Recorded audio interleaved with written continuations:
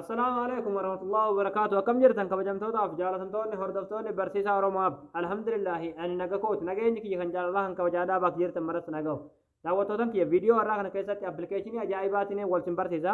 آبين كوني هدو تكبرية داري شودا آبين هوندا كيسنو سنفا يدودا. آبين كوني هيكتي بلبلا كيسني غوت مانغوتو تكنسني في غودا شودا. هيكتي بلبلا كيسني تسني في غودا شودا.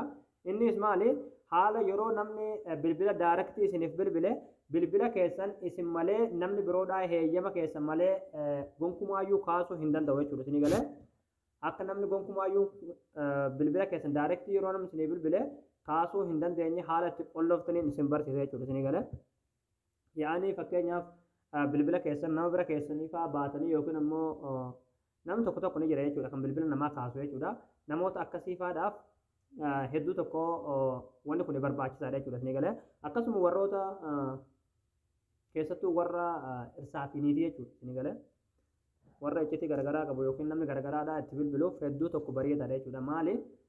gonkumaayyuu namni biroodhaa isin malee kaasuu hin danda'u jechuudha bilbila sana koodiidhaan waan qolloftaniif jechuudha isinii galee yoo bilbilamaa oole abbaan tokko isin malee bilbila san kaasuu hin danda'u jechuudha nama bilbilaa jiru san jala kaasee lakkoofsallee arguu hin danda'u hatta lakkoofsallee arguu hin danda'u jechuudha bilbila kaasuu miti bilbila arga yookiin dhagaha malee lakkoofsa abbaa bilbilee sanis hin argu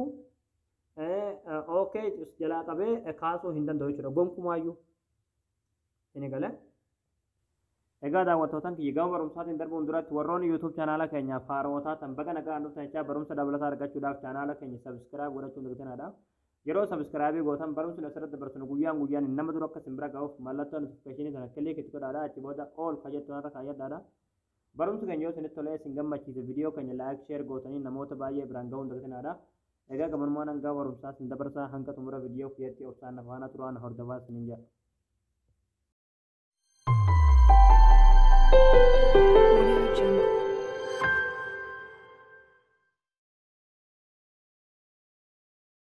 hayyee daawwattootaan kiyyaa liinkii aappii kanaadhaa bakka irraa daawuloodii godhatan diskiripshin boksii viidiyoo amma ilaalaa jirtan kana jalaan isiniif ka'a jechuudha qastii kanarratti yookaan kilik gootan as jalaa ni argattu jechuudha isinii galee achi booda liinkicha irratti kilikni gootanii achi booda haala kanaan weebsaayitii keenya kanarra isin fida achi booda asirra gadi ni buutan jechuudha isinii galee asirra gadi buutanii waa'ee aappii kanaadhaa asumarra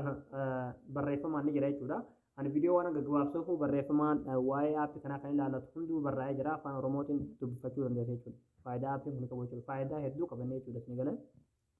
kun asirra ni jira dubbifachuu dandeessanii jechuudha haala kana suuta asirra gaddeemsaniituma afaan ingiliffaatiin illee jira jechuudha asirra suuta gaddeemsaniiti asirratti daawulood kan jettu jirti barreeffama guddaan kan barraa'e irratti kilikni gootanii achi booda daayirektii pilaastoorri isin fida jechuudha isinii galee yeroo haala kanaan pilaastoorri dhuftan jechuudha aappiin hedduu tokko bareedaadha jechuudha haga ammatti jechuudha nama miliyoona 10 olituun daawuloodii godhatee aappii kanatti fayyadamaa jira jechuudha aappii hedduu tokko bareedaa ta'edha jechuudha hedduu jaalatamaa kan ta'edha jechuudha yeroo buufatan jechuudha oopin irratti kilikni gootanii achi booda jechuudha awwala wanni gochuu qabdan asirratti sana ni banta jechuudha ishesmu oonii gootan jechuudha sana achi booda seetingii dhootaniiti eeyyama kennitaniif haala kanaan isin fida aappii san kana keessaa barbaadaniiti inni kennu kana oonii gootanii jechuudha haala kanaan eeyyama kennitaniif ammallee haala kanaan eeyyama kennitaniif halluu gootan jechuudha ammallee haala kanaan isiniif bane jechuudha isinii galee yeroo haala kanaan isiniif bane amma wanni gochuu qabdan jechuudha asirratti kool boton mood jettu irratti kilik gootan achi booda okay gootan achi booda ramzii itti godhatan isinii galee ramziin isaadhaa fakkeenyaaf ramzii akka barbaadan itti godhatan jechuudha yookiin fakkeenyaaf kan amma akkan haa godhuuti ammallee akkan olee haa butu ammallee akkana gadi haa butu ammallee akkan ol haa butu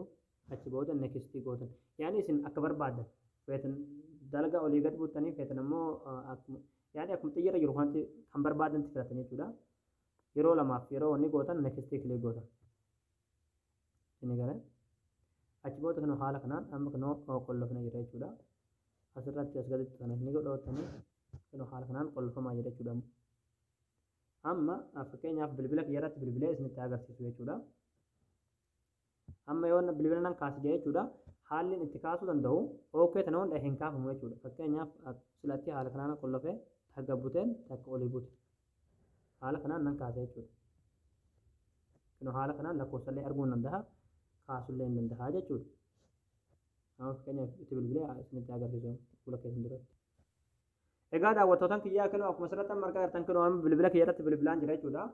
Lakkoofsi abbaa bilbilee sunillee hin mul'atu jechuudha. Hamma koodiin kun banamu jechuudha. Kaasullee hin danda'u lakkoofsa abbaa bilbilee sanillee arguu hin danda'u jechuudha. Gonkumaayyuu hin danda'amu jechuudha. Hanga abbaan bilbilaa sun dhufee koodii kana banee nama san jalaa kaasutti jechuudha. Nama jalaa kaasuunis hin danda'amu lakkoofsa eenyu akka bilbilees beekuu hin danda'u jechuudha. Inni galee kun keessattuu warra jaarsaa fi jaartiidhaaf hedduu tokko bareedaadha jechuudha isin galee haala kanaan iccitii keessan isiniif eega jechuudha aappiin kun kana qofaallee miti jechuudha faayidaan aappii kanaa jechuudha asirratti yoo barbaadan kunoo app look kajoo kana kiliika warratti gootan wanni qolfachuu hin dandeenye jechuudha appilikeeshinii bilbila keessatti argamu jechuudha isin galee kan barbaadan kan akka namni akka irra galee ilaalu hin barbaanne jechuudha wanni qolfachuu dandeessan fakkeenyaaf galarii miseenjara iimoo waatsaapaa hunda jechuudha. Ini galee qolfachuudhaaf haala kanaaf kun fakkeenya amma mana lakkoofsaa kana keessa akka namni yaanii bilbila keessa galee lakkoofsa namallee hin fudhanne haala kanaan qulfii itti gootan jechuudha. Qulfii bakka bantuu sana killee irratti gootanii qolfamu jechuudha haala kanaan. Ini galee faayidaa hedduudha qaba jechuudha. Aappiin kun aappii hedduu tokko bareedaa ta'edha jechuudha. Hundi keessanuu buufadhaatii itti fayyadamaadha jechuudha. Egaa daawwattootaan kiyyaa isin galee jeessan abdii qabaa barnoonni keenya kanarraadhaa asirratti raawwataa barumsa dabalataa argachuudhaaf viidiyoo keenya namni baay'een argee kan raafaa laayik sheer gootanii namoota baay'ee biraan goon dabatinaadha. Barumsa birootti naga walitti deebinutti waan hordoftaniif galatooma.